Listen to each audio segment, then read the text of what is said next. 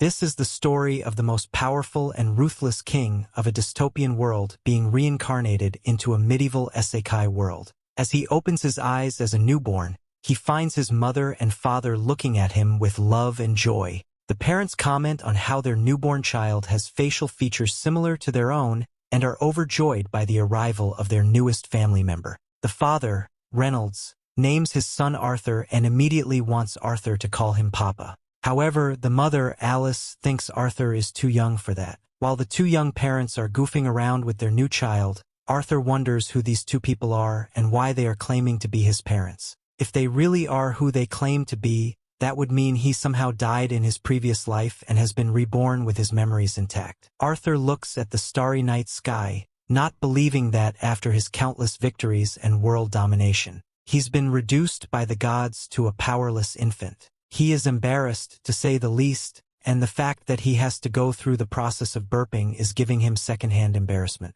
Arthur doesn't hate his current life as both his parents are taking good care of him, but he is still displeased. He doesn't want to wear diapers, and he also has a constant sense of fear that someone might hurt him. All he can do to keep his guard up is clench his fist. Arthur's father notices this and uses the opportunity to place his finger under Arthur's hand to show his wife how much their son loves him. Arthur struggles to move, and as he presses too hard, he poops himself, and now his mom has to be the one to clean him. The embarrassment almost makes Arthur want to cry. He wants this bizarre dream to end, but unfortunately this is the harsh reality he must face from now on. Putting that aside, Arthur witnesses something even stranger. His dad is able to conjure magic and use it to boost his strength. His mom also possesses magic and uses it to heal his dad, making Arthur wonder how magic works. As it is a power he has been unfamiliar with in his past life, he is genuinely fascinated by magic and wants to see more.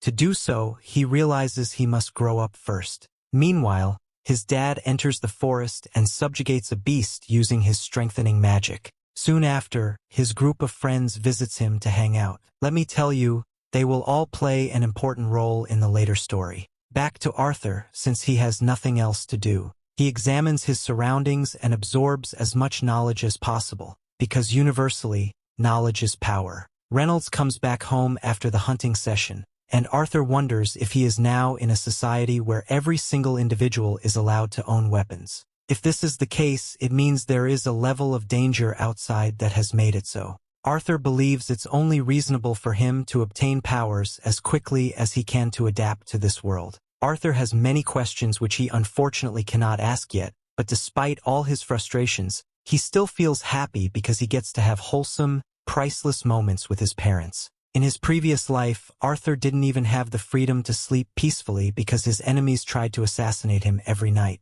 Now that he is finally experiencing peace, he becomes accustomed to his new life. After days, weeks, and perhaps months, he learns to crawl and quickly makes his way to the mirror to see how good he looks. After getting used to crawling and gaining good control over his limbs, Arthur sneaks out of his bed whenever his parents aren't around and heads to the library. There, he grabs a book, wanting to learn more about this world, and discovers that the continent he was born in is called Dicathen. Dicathen contains 3 kingdoms: the Darv Kingdom, where dwarves reside, the Elenoir Kingdom, where elves rule deep within a forest, and finally the Sapien Kingdom, where humans live, including Arthur. Arthur's nation is a monarchy, but the throne is inherited, unlike his previous world, where anyone could seize the throne by killing the previous king. After gathering basic information about this world, Arthur looks for a book on magic and, in a very cute way, grabs it off the shelf. After getting the book from the shelf, Arthur begins to reminisce on how more developed his previous life was compared to this one. The book he had taken from the shelf was to make him understand why this is so. He intends to study magic, which the people of this world referred to as mana. This can only be passed down from generations to generations and can be seen in just 1 out of 100 people. Furthermore, only 2 forms of mana exist in the world, and they are augmenting, which involves enhancing the body abilities with mana, and conjuring, which involves projecting mana and controlling it however the conjurer pleases. While reading this, he is reminded of his mother's abilities earlier, which clearly proves that she is a conjurer. Although every person that possesses mana has a mana core, which most spellcasters tap into at the beginning of puberty when they do this well and master it. They can now become mages. Having read this, Arthur believes it is similar to the concept of Kai, which he is very familiar with. However, he is skeptical about whether this knowledge would serve as a weapon for him, being the wannabe kung fu warrior he is. At that moment, he channels his inner Kai and is about to attain a certain level when his mother, Alice, interrupts him. She carries him up like the bae he is and looks at him closely. At first, he thinks she has caught on to his charade, but she soon reveals that he must have shit himself, which he clearly did, the stench. While Alice goes to change his diapers, Arthur is devastated by how much of a prison this body was becoming. He vows to gain more power. Later on, Alice spends time documenting aspects of Arthur's life and is so pleased with how much he is improving in this world. However, she is bothered about the fact that he has never smiled at them. With "I've thought of this" makes her sad. He looks out the window to find her husband, Ray, teaching Arthur how to use a sword. He is so happy to inform Alice about Arthur's progress, but she is pissed at him for teaching their young son a very harmful skill. Sorry man, women are hard to understand. She believes he is too young to learn how to use a sword and scolds her husband loudly. On the other hand, Arthur watches them closely and uses them as a framework to understand the structure of marriage, even though he is starting to believe that the world they live in could be ruled by women. Later that day, Alice takes Arthur to the market and he is so thrilled at everything he sees. Every single item he lays his eyes on seems like a lesson to learn from. Now I understand why babies look around like they know the place, especially items that didn't exist in his previous world. He even got to observe magic up close, which he found very helpful. On the way back, he is gradually falling asleep, but before then thinks about how helpful his family has been to him. They finally get home and Alice takes him to his room. On the way, she talks about how happy she is whenever he slips out of bed to read, and how curious he is whenever they are at the market. She believes he had gotten these qualities from his father, Ray. Just like him, she comes to the conclusion that he could end up running off to see the world, but hopes that he would get to live a more peaceful life. That evening,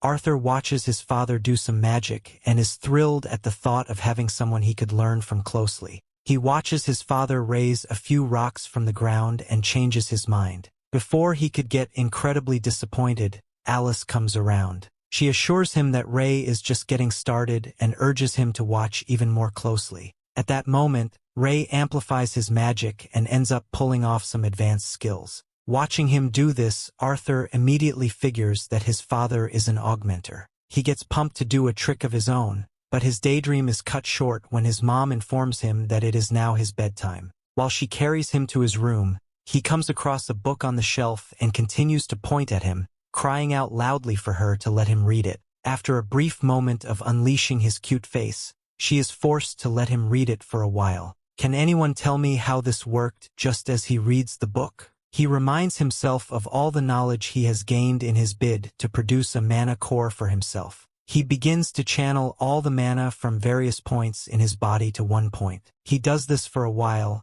and at the time when his parents thought he would probably be asleep, a loud explosion comes from within the house. When this happens, Ray dives quickly to protect his wife and ends up getting his back burned. After verifying that Alice is safe, they both remember that they had left Arthur in the house. Hurriedly, they run into the house and are surprised to their bones when they find Ray floating mid-air. They are left dumbfounded at the sight of this and do nothing but watch him as he descends to the ground. Just as he does so, the roof begins to fall. Since he was just a child, Arthur couldn't move out of the way in time, but his parents swiftly shield him from what could have been his reunion with the underworld. Soon after, they all burst into tears, with Arthur realizing that Alice and Ray would do all they can to keep him safe, a sense of assurance he never got in his past life.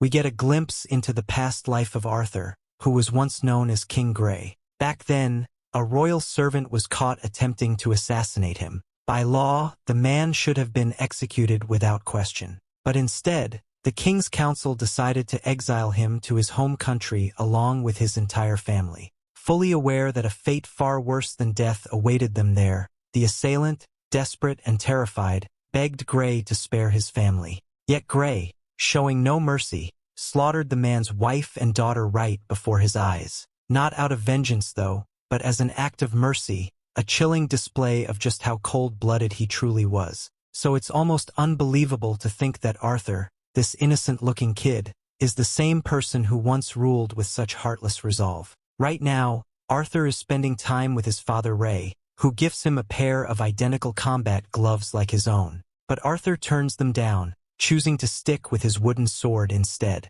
He believes that with his current physique, wearing the gloves would shorten his reach too much and put him at a disadvantage. Ray doesn't argue or insist. Instead, he smiles and casually steps into their usual sparring session. But today isn't like the others. In the fight, Arthur reveals he's learned how to reinforce his sword with mana, and with that sudden reveal, he completely disarms Ray. For the first time in his life, Arthur wins, leaving Ray stunned, speechless, and completely caught off guard by his son's rapid growth. Later, at dinner, Ray decides to get Arthur a proper instructor, having realized that he will be hindering his son's progress if he doesn't. Arthur's mom, Alice, stands against this decision, as she knows that getting Arthur an instructor means he'll have to leave their hillside home and go far to the city alone at the young age of 4. Ray still insists, telling Alice that Arthur is now able to enhance anything with magic and states that it's for his future. Both parents go back and forth on the matter and end up in a big argument at the dinner table. So Arthur comes up with a simple solution to create a win-win situation for both of them and proposes that they both come along with him to the city. This way, Ray gets to have Arthur trained by a proper tutor, and Alice gets to have her little boy by her side at all times. Arthur's parents instantly agree and start packing immediately for their move to the city. Not long after Ray's friend group, an adventuring party called the Two Horns, comes personally to escort Arthur and his family to the city. Arthur introduces himself to them and to their leader, Adam, who tells Arthur that they've met in the past but assumes a kid like Arthur wouldn't remember. However, Arthur does remember everything crystal clear. It was back when he blew up the entire house. At that time, the Two Horns came to help rebuild it, and Arthur overheard their entire conversation, learning that his parents were once part of the Two Horns before settling down. Anyway, when Adam finishes speaking with Arthur,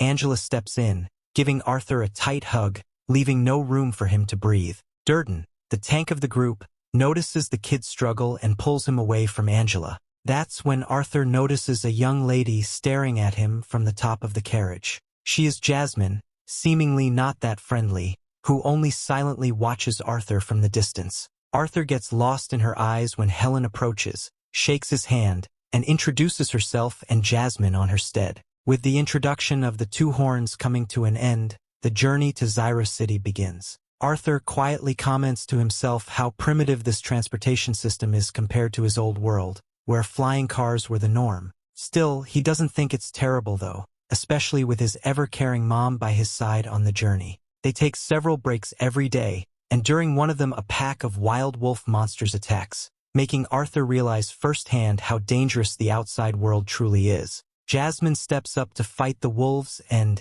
using her daggers, effortlessly takes them down. Ray, Adam, and the other members of the Two Horns join the battle, and soon after they handle the situation. Arthur, as the only spectator, becomes motivated by his companions and begins to look forward to joining them in their next fight. They have a feast later that night when Arthur notices that Alice isn't eating anything at all. She claims she's full, but something feels off. She notices an injury on Ray's arm and immediately gets up to heal him. As she does, the atmosphere shifts. The group becomes cautious, subtly guarding the area to ensure no outsiders are watching. It becomes clear to Arthur they are only taking precautions because healing magic is rare and highly sought after in this world. Apparently, the sole reason Ray and Alice have been living alone in the scarce hillside is to keep Alice's healing abilities hidden from prying eyes. After the feast, Adam borrows Arthur from his parents, wanting to spar with the boy to see if he's really as skilled as Ray claims. The rest of the group is just as curious about the child prodigy's potential, so they gather around, creating an unexpected crowd. Arthur, only 4 years old, wonders if none of them are even slightly worried about him. Regardless, this marks Arthur's first sparring match against someone other than his father, and unlike Ray, who only used a wooden stick, Adam is wielding a real spear, albeit covered with bandages. As soon as the duel begins, Adam wastes no time enhancing his spear with money. Arthur responds by doing the same, but takes it a step further, channeling mana into his feet to boost his speed dramatically. In a sudden blur, he darts forward, landing the first hit before Adam can react. Right after, he slides cleanly between Adam's legs and creates distance, leaving the entire group speechless at his incredible speed and precision. The fight intensifies. They clash head-on, but the power gap becomes undeniable. Arthur, with no raw strength, is completely and quite literally is blown away by Adam's strike. The impact sends him flying, and he instantly realizes just how light and fragile his current body is for direct combat. Before he can hit the ground too hard, Angela uses her wind magic to gently lower him down, softening the fall. Durden quickly steps in, reprimanding Adam for going too far against a little kid, reminding him that he was supposed to hold back. Adam raises his hands in defense, admitting he got carried away, but only because Arthur's technique caught him completely off guard. Deep down, he's left wondering what kind of hellish training Ray put this kid through to turn him into such a monster at just 4 years old. Turning to the side, he finds Jasmine looking at him weirdly. She wishes to know how he just pulled that off and pleads with him to teach her how to do it. Seeing the blank expression on her face, he comes to the conclusion that she will not back down until she gets what she wants. The next morning, they all continue on their journey and soon take a stop at a quiet area for Arthur to continue with his training.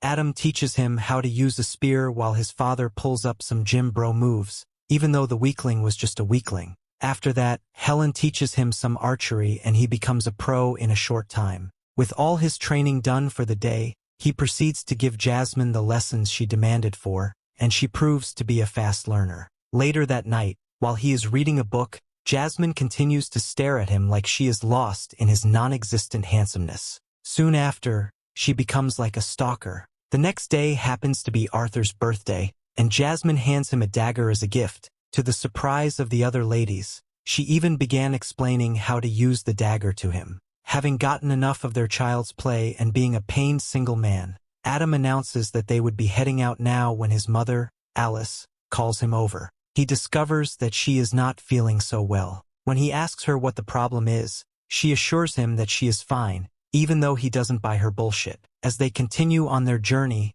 they soon get attacked by bandits along the way. When this happens, they all jump down from the carriage and take their stance in defense. The bandits rain down arrows on them, but Angela shields them from it with her magic barrier. Looking outside, Arthur figures that they are largely surrounded. On the other hand, the leader of the bandits, with a cube-shaped head, orders his men not to harm the women and children since he intends to sell them for a good price. Just then, the bandits charge aggressively at them and Alicia, who clearly is scared, tries to make Arthur stay calm. Before the bandits could get any closer to them, Durden blasts them away. While Ray swiftly punches them, one of the bandits is about to strike Ray when Helen shoots an arrow through his wicked heart. Furthermore, Adam slices past the bandits with his spear, while Jasmine strikes them with her daggers. Watching them do all this makes Arthur acknowledge that the members of the Twin Horns party are individually skilled. However, since the bandits outnumber them greatly, they stand no chance. After fighting for a while, they all become exhausted while the bandits keep coming at them. Soon enough, the bandits slam Ray into the carriage and he lies unconscious. This allows the ugly bandit leader to get closer to Alice and Arthur.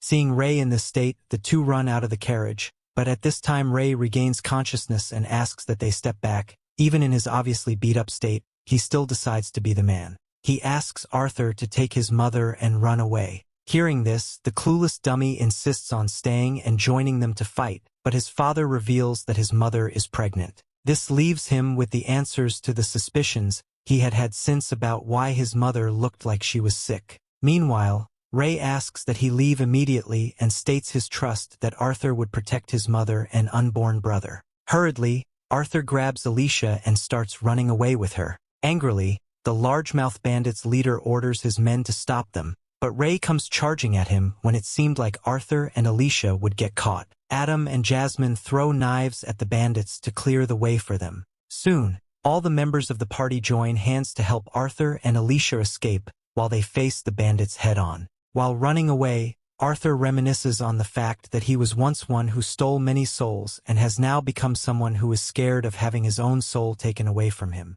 The mere thought of this leaves him angry. but his tiny feet have nothing to do about it but run for his sorry life. After running for a while, Arthur senses an incoming attack from the mountains and looks up to see a suspicious man about to strike them with his magic. He immediately pushes his mother away and in the process gets hit by the magic, which causes him to lose balance and fall off the mountain. On his way down, he is determined not to arrive at the underworld alone. He makes use of the dagger Jasmine had given him, which had a string attached to it, and throws it at the enemy. The dagger grabs onto the leg of the enemy and pulls him down from the top of the mountain. While this is going on, Durden and Angela try to use their magic to save Arthur, but he is too far away for it to reach him before he falls to the ground. As he descends to the ground, Arthur begins to think about his existence while his mother watches him from the top with her hand stretched wide. Hoping she can grab him, the thought of losing her son causes her to shed tears. But Arthur, on the other hand, is fulfilled that he got to protect his own family, even if it cost him his life. Although he is sad that he won't get to be a big brother like he wished he would. Surprisingly, Arthur survives the fall and wakes up to find himself in the presence of a very large and fierce-looking monster. This leaves him incredibly scared. The sight of the monster leaves Arthur completely petrified and unable to speak. Arthur, suspecting that the monster has lured him here, tries to strike her, but she simply pushes him away with a flick of her fingers. She assures him that she's not his enemy and gets up, gathering some magical fruits from a mysterious plant that she's grown herself to feed Arthur, assuming he needs food and nutrition to heal his wounds. Arthur can't believe that this scary monster is acting like a caring mother towards him. He is skeptical of her intentions, but as his wounds continue to hurt, not allowing him to move, he starts crying uncontrollably. The monster lady promises Arthur that she will answer every question in his mind, so Arthur takes the chance and munches down the food. With the condition fulfilled, he asks her if his parents are safe, and she claims that although she is unable to leave the cave, with her spatial awareness, she has confirmed that Arthur's family defeated all of the bandits and left this place a couple of days ago. Arthur is relieved to hear that his mom,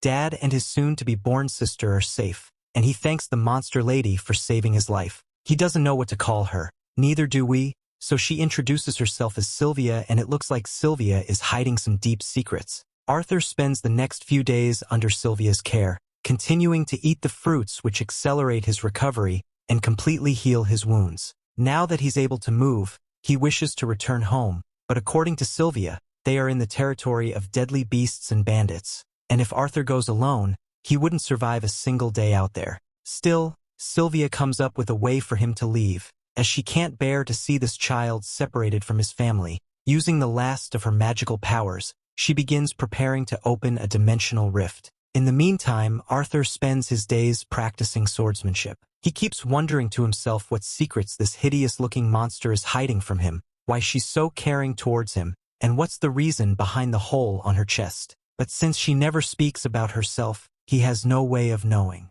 After training, he meditates to enhance his mana core, which piques Sylvia's interest. She then shows him something even more fascinating, a method to gather mana from the surroundings while simultaneously using magic. Sylvia explains how people's fixed concept of mana has created the problem of collecting and using it separately. She points out that many beings like her can do both at the same time, eliminating the issue of mana depletion altogether. She adds that magical beasts can perform this technique as naturally as breathing. She then asks Arthur if he wants to learn this ability, and of course, Arthur doesn't hesitate to answer with an enthusiastic yes. But before teaching him, she asks one question. Why does he want this ability? Arthur answers honestly. He tells her that obtaining this power will make him stronger, and with that strength, he wants to bring death to anyone who dares to harm his loved ones. His naive answer earns him yet another flick on the forehead. Sylvia tells him he's failed.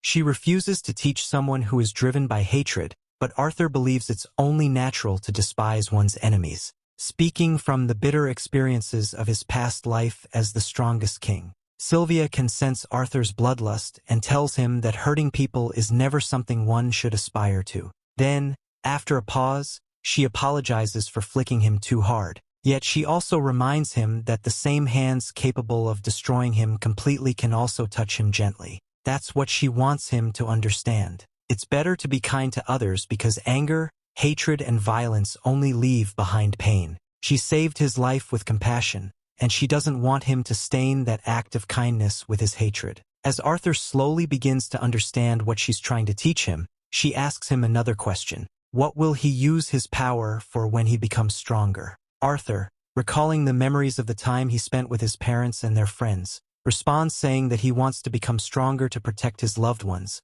and this time Sylvia approves.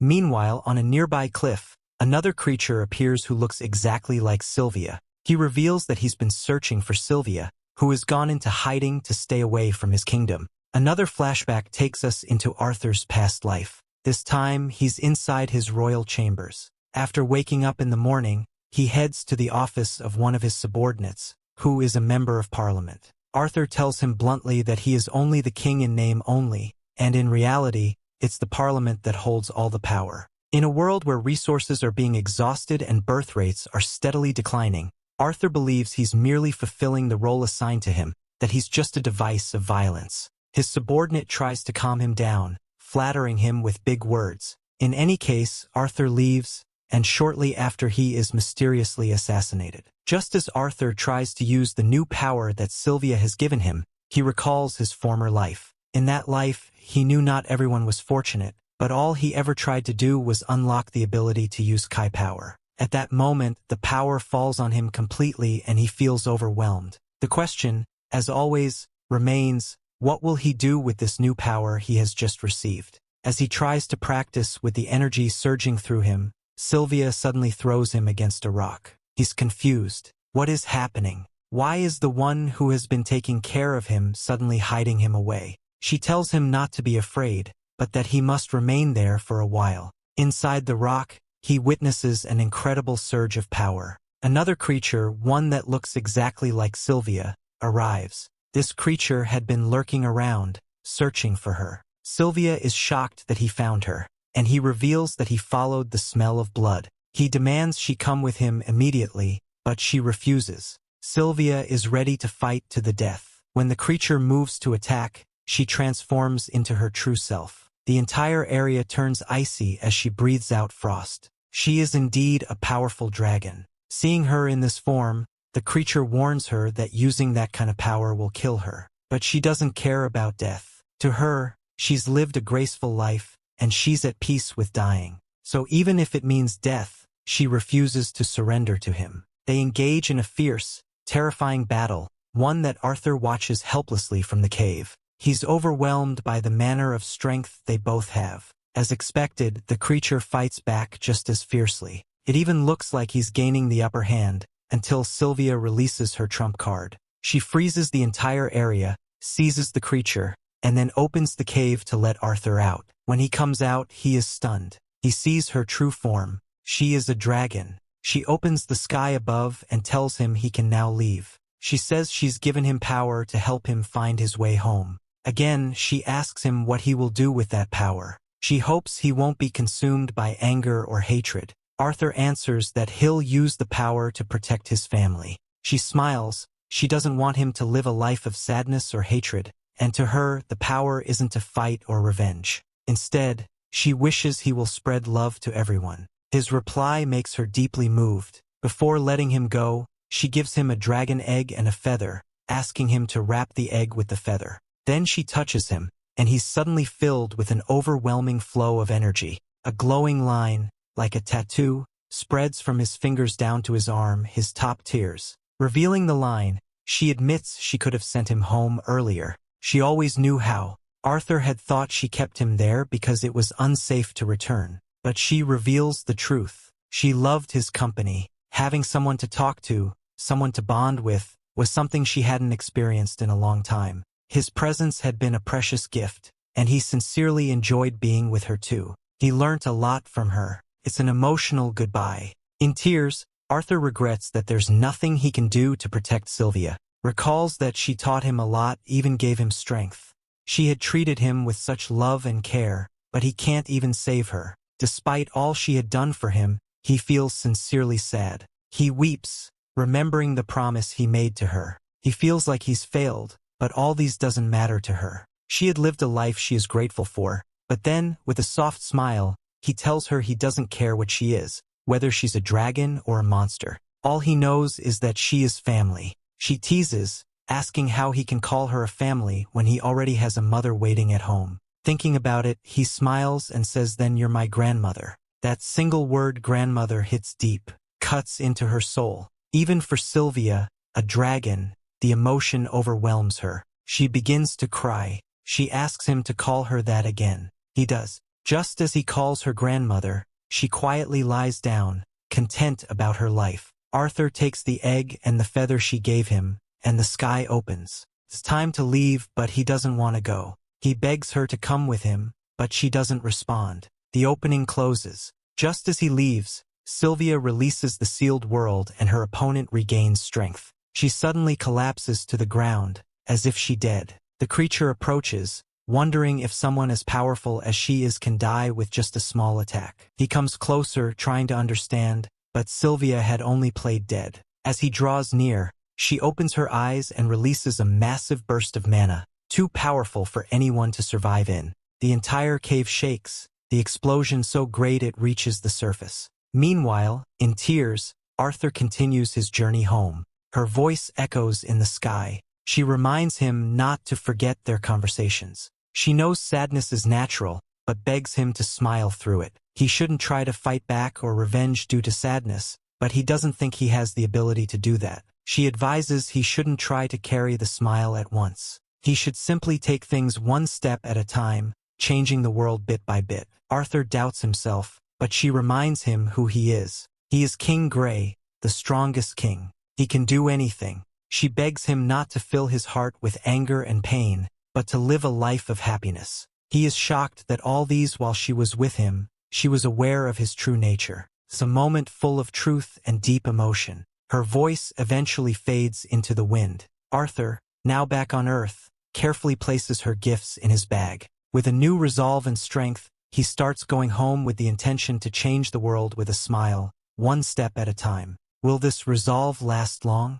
Boosting his movement speed with mana, Arthur dashes through the Elshire forest, making sure he doesn't accidentally damage Sylvia's egg. While leaping from one tree to another like a monkey, he suddenly hears the voices of a group of humans. He gets closer to them, hoping the group will lead him to the city where his family is. But just as he lands on the tree above them, he realizes they are actually 4 bandits who have abducted an elf girl to sell her as a slave. Arthur has already faced a similar group few days ago, who tried to capture him and his mother to sell them both into slavery. Assuming these guys are also affiliated with them, he seeks retribution. Meanwhile, the slave traders shove the elf girl inside their carriage and prepare to leave the forest. Witnessing the entire thing, Arthur is filled with rage, but recalling Sylvia's advice, he calms his nerves and begins following the carriage until evening, when the bandits set up camp for the night. Arthur has the option to play it safe by continuing to follow them to a human town while staying hidden,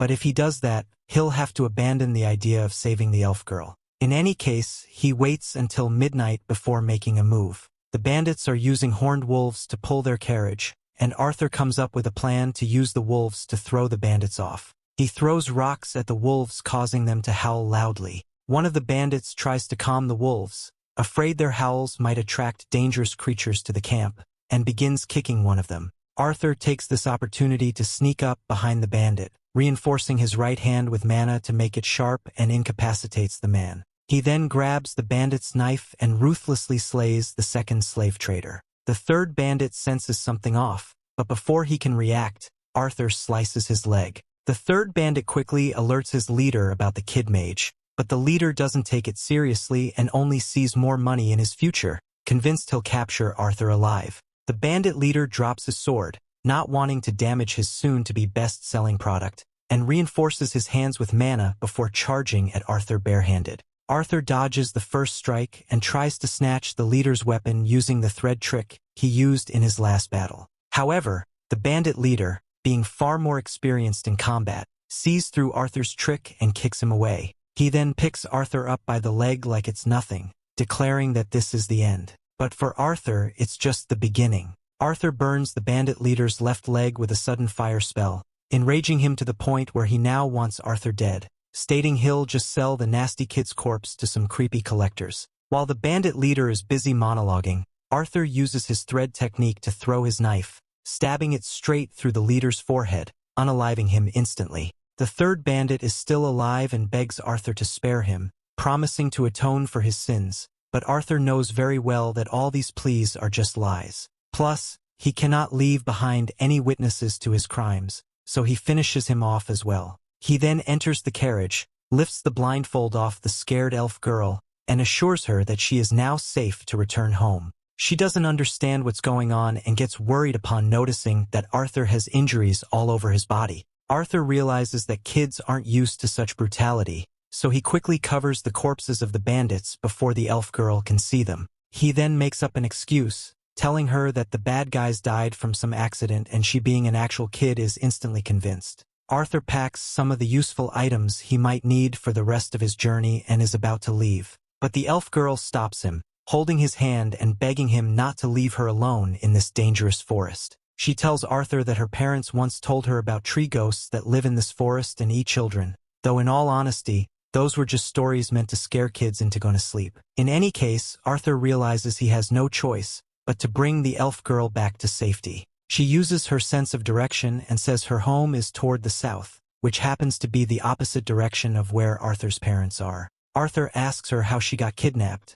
and she explains that she wandered into the forest while chasing butterflies and got lost. Arthur, unsurprised, expected something as ridiculous as that. He recalls a time in his past life when he too was imprisoned at her age, and not wanting her to suffer the same fate, he agrees to escort her back to her home. The elf girl doesn't want to keep using the horned wolves for their travels though, because according to her, they'll die if kept away from their natural life. She bravely removes their restraints, and the wolves quietly return to the depths of the wilderness, back to where they belong. Arthur is glad to have saved such a kind-hearted girl, and feels even more determined to return her home safely. The very next morning, the two brave kids begin their journey through the forest on foot, and Arthur finally decides to ask the elf girl her name. The elf girl introduces herself as Tesha. She then asks Arthur his name and he tells her. As they continue walking, he figures she must be hungry, so he hands her a bowl, sits her down and tells her to eat. Even if she isn't hungry, he says, it's best to eat for the sake of her body. She still has a long walk ahead. The moment reminds him of Sylvia, who had once told him the same. Even when you're not hungry because you need the strength to move, he catches himself talking just like her and smiles. Who can blame him? When you spend a lot of time with someone, you start picking up their mannerisms. After serving Tesha the meal, she grumbles, complaining that it smells weird. Really? Someone rescues you and gives you food and you complain. Typical kid behavior. He tells her he'll add leaves to make it better, but it's still not to her taste. He realizes he never truly had a childhood. Meals for him were about nourishment, not taste. Watching her makes him understand what childhood is and how it works. She whines about wanting something sweet, but there's no chance she's getting that out here. Their journey continues, and honestly, it's an interesting one. He asks about her city, and she shows him the mana she was chasing, saying there's plenty of it back home. She also says she can't wait to awaken her mana, so she can study under her master. Arthur's surprised he didn't know elves had schools, and when he asks, she doesn't seem to get the question. They walk until nightfall and he sets up a tent for her to sleep in. He hears the howls of the horned wolves he'd released earlier and worries they might attack. He regrets not killing them when he had the chance. Tesha enters the tent and tells him to sleep too, but being the protective big brother he is, he insists on staying outside to keep watch. She argues, saying her grandfather told her not to sleep in the same room as the opposite gender, but she'll make an exception. She promises to keep it a secret. When he still refuses, she comes back out scared. She claims that if he stays out, whatever danger he's protecting her from might notice and find her too. So for her comfort, he agrees to sit inside. Inside the tent, she starts chatting about humans, how they're perverted and have many wives. Wow. He tries to set the record straight,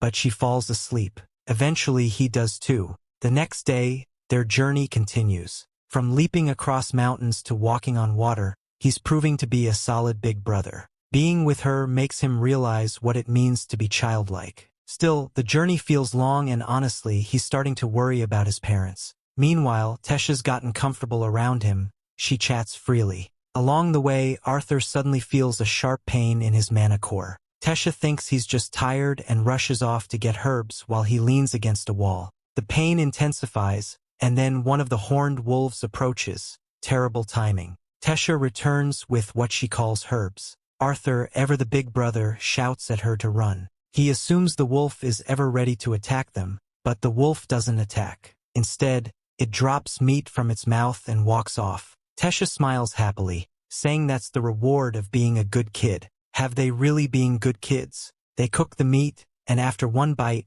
Tesha is overjoyed. It tastes far better than the strange meal from earlier. Indeed, when a child sees a good meal, they appreciate it happily. When Arthur tries it, he finally understands why kids prefer sweet food. It tastes so good that he wishes he had also eaten such before. She tells him she found mushrooms instead of herbs and that women in her city eat them often. He lets his guard down and takes a bite. Big mistake, he ends up rushing to the toilet multiple times. That tastes awful. He has a very intense stomach upset that he can't handle. Night falls and they return to the tent. His eyelid is closing as he is tired and stressed out. He wishes to sleep, but Tesha is full of stories, from books about humans and dwarves that she had read, growing up to her dreams of meeting them. But she can't, she says, because she's heard humans are terrible, so she didn't know what to do. Arthur dozes off mid-conversation and Tesha, like a sweet little sister, covers him with a cloth. The next morning they set off again.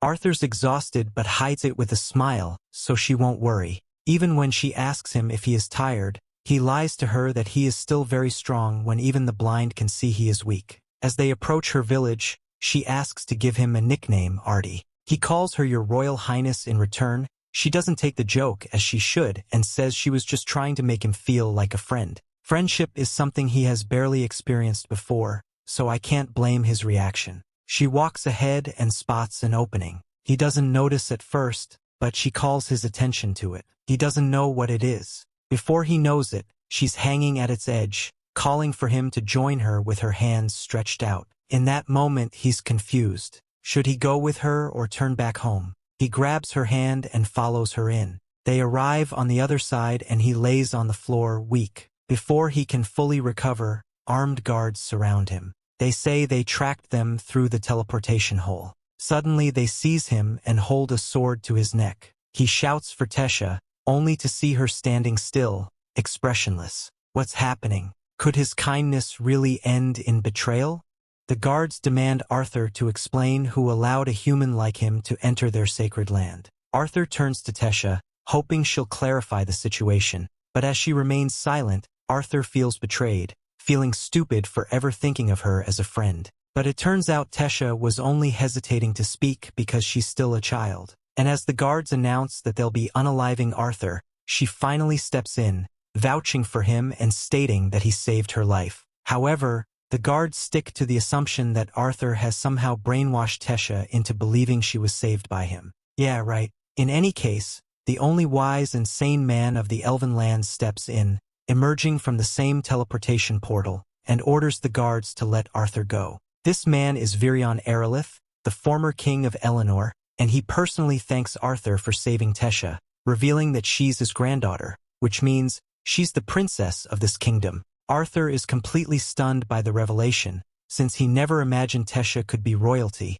judging by the way she acted during their time together. Tesha's parents, the king and Queen Alduin and Miriel Erelith, arrive moments later and are finally reunited with their missing daughter after days of separation. While Miriel checks to make sure her daughter is okay, Alduin questions what a human is doing here. It seems Alduin inherited his mother's IQ and isn't nearly as wise as his father because he immediately orders his soldiers to unalive Arthur. Virion steps in again, stating that he was the one who ordered the guards to stand down, and he explains to Alduin that Arthur saved their precious Tesha despite being a so-called barbaric human. Tesha supports Virion's statement, pleading with her father not to harm her friend, and even proposes that they invite him to their castle. The thought of a human stepping foot inside their castle clearly makes Alduin hesitate, but Tesha doesn't wait for his answer and walks right up to Arthur, telling him that if he comes along, their royal chefs will make him his favorite snacks. Yeah, those types of bribes only work on toddlers.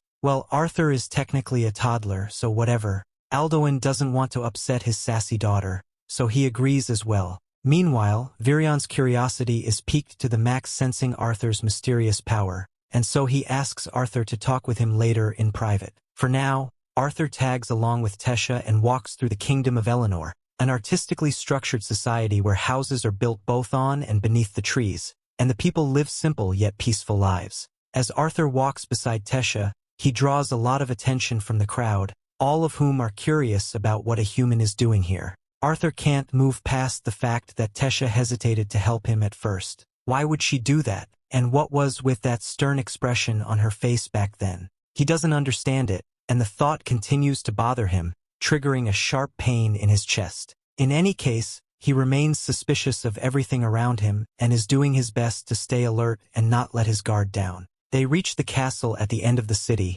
and as they enter, they are welcomed by dozens of elven maids whose sole duty is to make sure Tesha is always happy. However, today Tesha wants to repay Arthur, so she orders all of her maids to give him the best hospitality he could ever receive, telling them that he saved her life. Seeing them act reluctant, Tesha assures them that Arthur is one of the rare humans who are truly good at heart. She then turns to Arthur and asks what he wants to do: eat snacks, play, have lunch, or maybe get freshened up. But before doing any of that, Arthur wants to talk to Tesha's parents about what happened in the forest. Since nothing has been explained yet, he gathers everyone in the meeting room to have a serious discussion. But Tesha is in her own little world and brings tea and snacks for everyone, perhaps thinking this is more of a tea party than anything else. Anyway, Alduin formally introduces himself, his wife Muriel, and his father Virion to Arthur, and Arthur too introduces himself as just an average kid born in a backwater village in the kingdom of Sapin.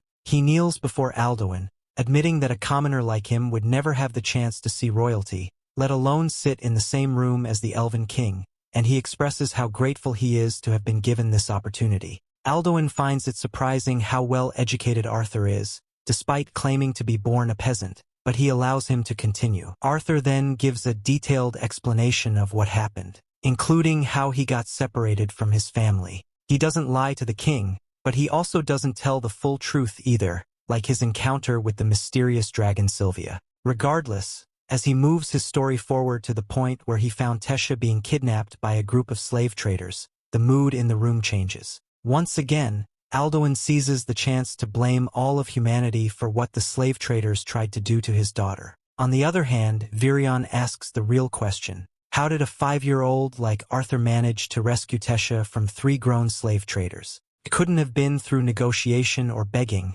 so Arthur finally reveals the truth. He states that he's a talented mage and used his powers to eliminate the slave traders. However, Alduin finds it hard to believe, and the same guard from earlier once again throws in his unwanted opinion, claiming Arthur must have brainwashed Tesha just to get into their sacred land. Virion, who has been vouching for Arthur from the very beginning, no longer tolerates the disrespect thrown at him indirectly and immediately shuts the guard down. Tesha also steps up, adding that she heard the slave traders talking about selling her for a high price, recalling the traumatic experience. After Tesha finishes narrating what she had gone through before she was saved by Arthur, her mother gets emotional and hugs her tightly. A mother's love is always so wholesome and beautiful. Alduin also realizes what his daughter had gone through, so he tells Arthur that he believes him and appreciates all he has done for him. After explaining how he met Tesha, he goes to the exact reason why he had asked for that conversation. He tells them he was also missing from his family, and all he wants at the moment is to be reunited with his parents at Sapin Kingdom. Alduin can't believe his ears. Is Arthur really asking that elves help humans that they believe are barbaric? Alduin insists there is no way he will render any help to humans, and Arthur has to understand that he has to find his way home. You can trust the smart Arthur to think of the way forward. He reminds Alduin of what he has done for their family and their city, and says that if they don't help him in return after what he has done for them, then they are also barbaric and they don't have any right to call humans barbaric since they have the exact same behavior. Virion looks at Alduin with a face that screams, "You have been caught." He tells Alduin that he has been caught in his own web, and Tesha also stands beside her father, staring at him to know what decision he will make eventually. Alduin has no choice at this point. He accepts to help Arthur, but informs him that the only teleportation gate that leads to Sapin can only be opened once in 7 years after meeting with the 3 leaders. They have recently used it, so the next time it can be opened is in 5 years.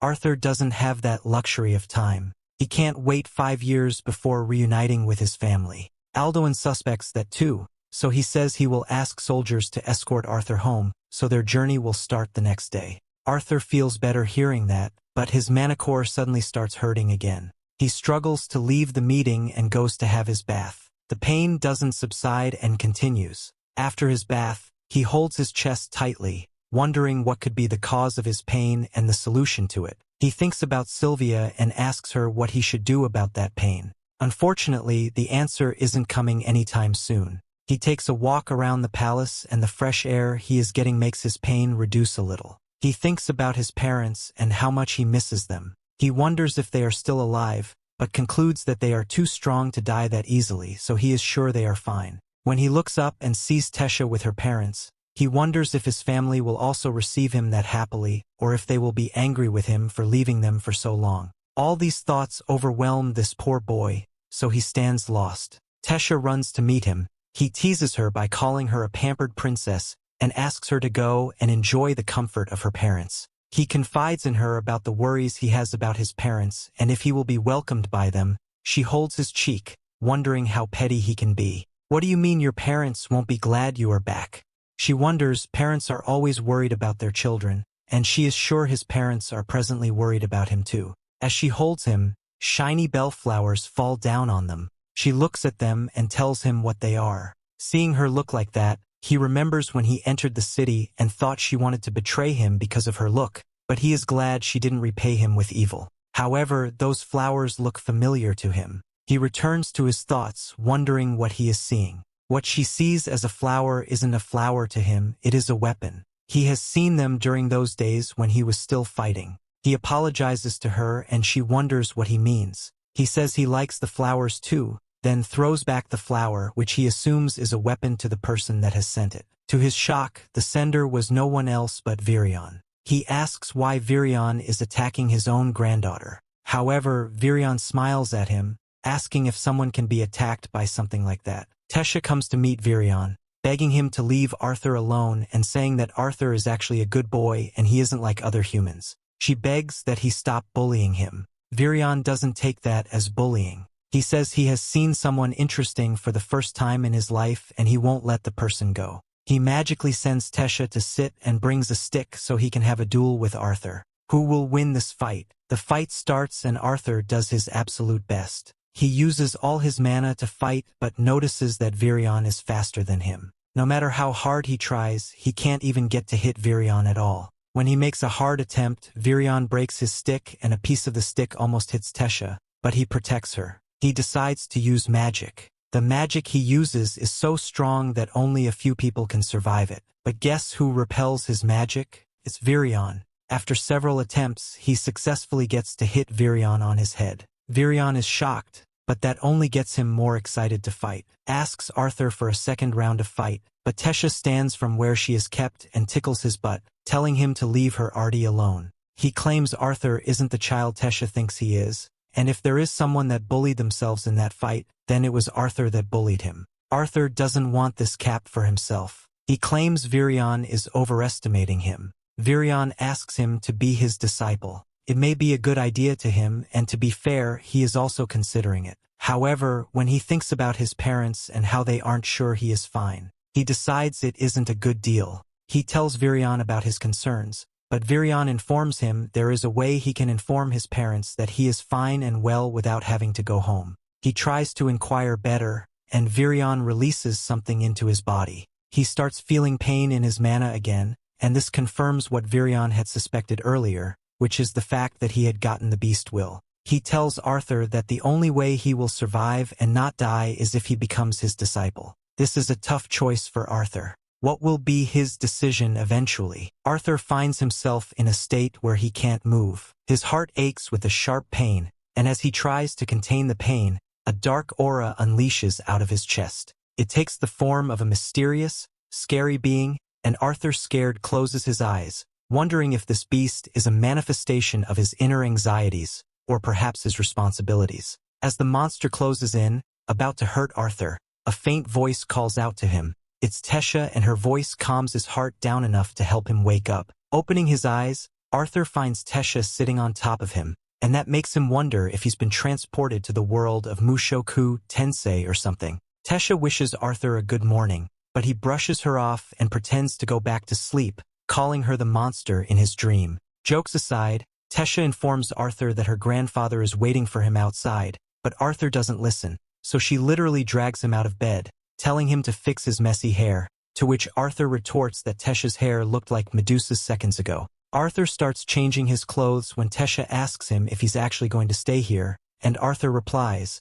saying that he hasn't made up his mind yet, addressing her as the princess. Honestly, Tesha is sick of Arthur talking to her formally when they are friends, so she punishes him by pinching his back, telling him that she'll get super mad if he calls her princess again. But Arthur comments that she's already mad, making him wonder if she can get even more angry than now. After getting ready, Arthur steps outside the castle along with Tesha. When it can be seen, there's a carriage where Alduin is pleading to Virion to not allow Arthur to stay here. Both Alduin and his wife Muriel have this stupid prejudice against all humans, as we already know. But Virion doesn't listen and gets on the carriage, making it clear that he likes Arthur and his decision is final.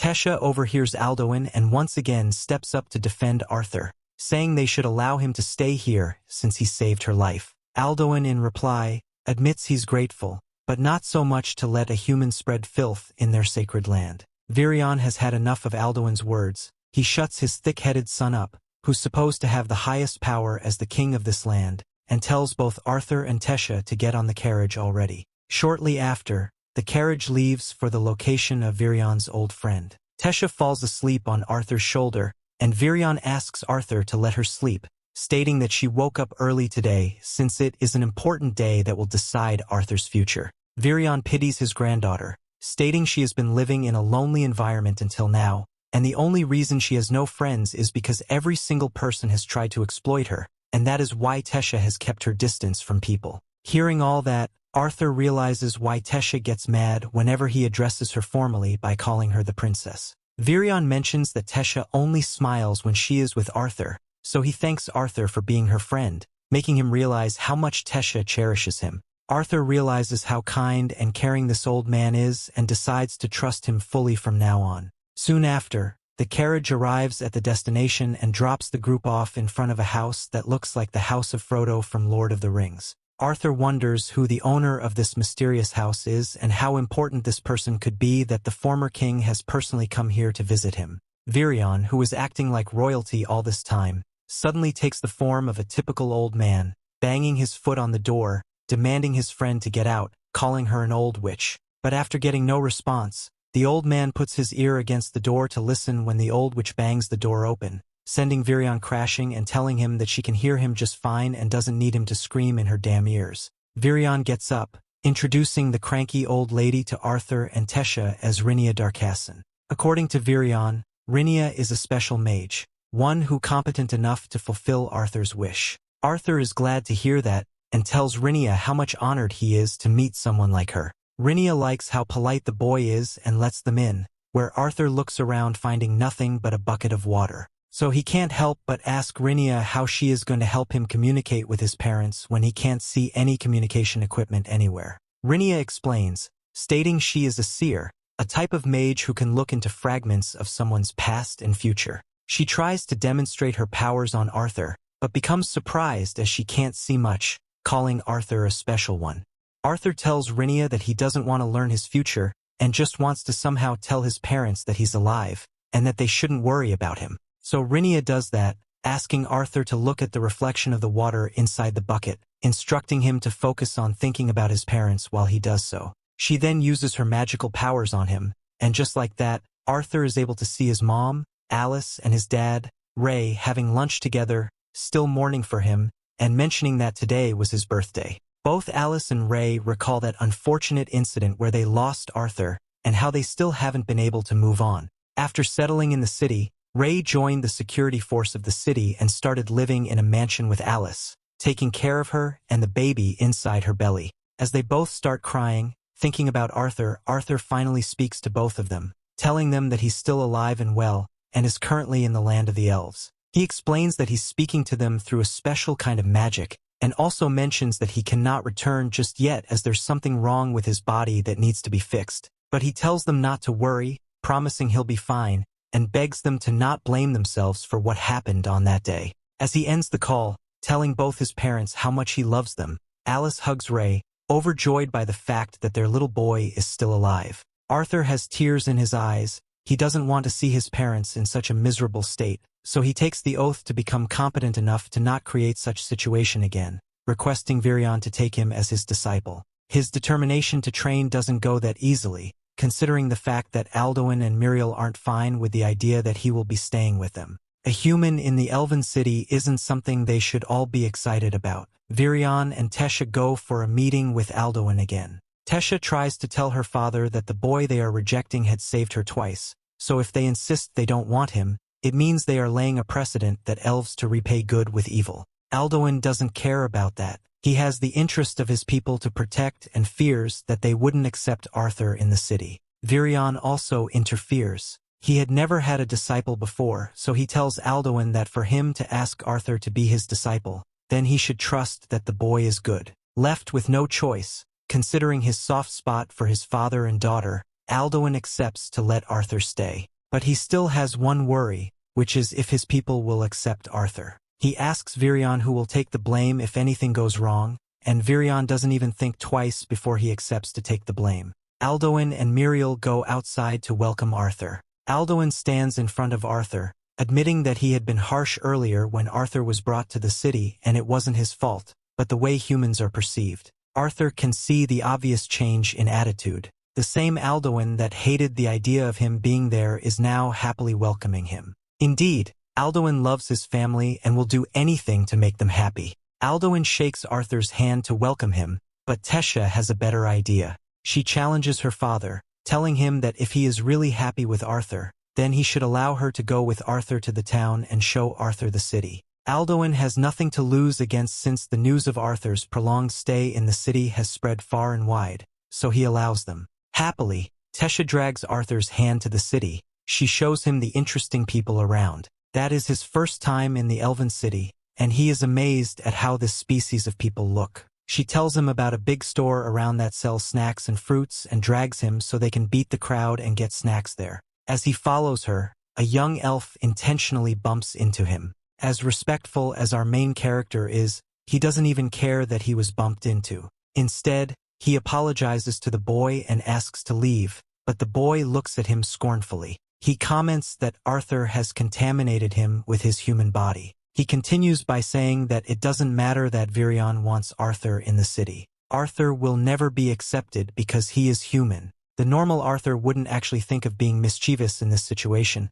but he has learned how to be childlike from Tesha, and this is a good chance to show off his childlikeness. The boy looks at Tesha, telling her that being with Arthur would only corrupt her good reputation. He introduces himself as Ferith Ifsar, revealing he is a noble, so he asks to walk Tesha home. Tesha immediately warns him that his act was wrong, but she doesn't know Arthur has something better in mind. He sarcastically bows down to Ferith and intentionally destroys his family name by calling him Ivysaur, instead of Ifsar, which seems like a slur to his normal name. Tesha figures out what he had done and laughs, but Ferith gets the sarcasm too. Not wanting to lose face as a great noble, he immediately challenges Arthur to a duel. Challenging someone to a duel in that city isn't a normal thing. Every adult stops to watch the situation. If Arthur refuses to fight the duel, it means he has lost and he will be disgracing both Virion and the royal family. Hence he accepts, despite Tesha's persuasion, that it isn't necessary. Ferith asks Tesha to be the judge, and the challenge starts. Ferith boastfully forges ahead to fight him, but Arthur hits Ferith with just a blow, and the proud boy falls on the ground with his eyes turning. Tesha isn't shocked. She had earlier warned Ferith that the person he is to fight isn't weak, and since Ferith didn't listen, he should enjoy the consequence. She drags Arthur and tells him to run. He runs with her happily. As time goes on, he gets familiar with Tesha and enjoys her company. They go out together, eat together, and even read together. Whenever any elf tries to bully him, she would come to his rescue immediately. After one of their daily trips, she stands by the rail and speaks with him. His training is beginning the next day, and she asks him what he feels about it. He looks bothered about something and she asks to know what worries him and if he no longer wants to do the training. He remembers he had a conversation with Virion earlier. In the conversation, Virion had reminded him that he is in a foreign land with no family and friends to support him. He doesn't have anyone to rely on, yet he made the decision to remain in that land and learn. Virion warns him that the training wouldn't be an easy one. It would be harder than anything he had ever gone through. However, if he stayed back and learned through whatever he would go through, then his future will be secured. Virion gave him another opportunity to back out and asked him if he is really interested, and he said he was interested, so Virion ordered him to forget the pain in the mana core for now. At the moment, he looks at Tesha excitedly. He tells her that he looks forward to training the next day. He reveals that he had indeed gone through a lot, and he had fought alongside his father. He knows that nothing he had gone through would be comparable to what he wants to do at the moment, but he is determined to keep the ground running, and he is sure that he will become stronger. She pushes her hand to the front too, telling him she will also do her best. Do her best at what he wonders. So she reveals that she will do her best every time to ensure that he isn't stronger than she is, and that she can compete with him. Fingers crossed as regards that. The following day, the training starts. He stands in front of Virion, as Virion introduces him to what the next parts of his life will be about. As he begins the training, he thinks to himself life in the Elven Kingdom is faster than life outside. Within his few days here, he had learned a lot and he is growing. He had accepted to stay there, knowing that it is the best decision for him and he is taking charge of his future. He tells himself that even if he doesn't know what he will go through throughout his stay in this strange kingdom, what he is sure of is the fact that his future is going to be bright. I wish him so well in this future, and I am excited to see what the future would hold for him. Several time passes by, and even Tesha has learned how to use her mana. She goes to wake Arthur on the bed that morning, but he doesn't wake up, so she uses mana to wake him up. Wakes up screaming at her, wondering why she couldn't wake him gently, but she smiles, knowing that she woke him gently first.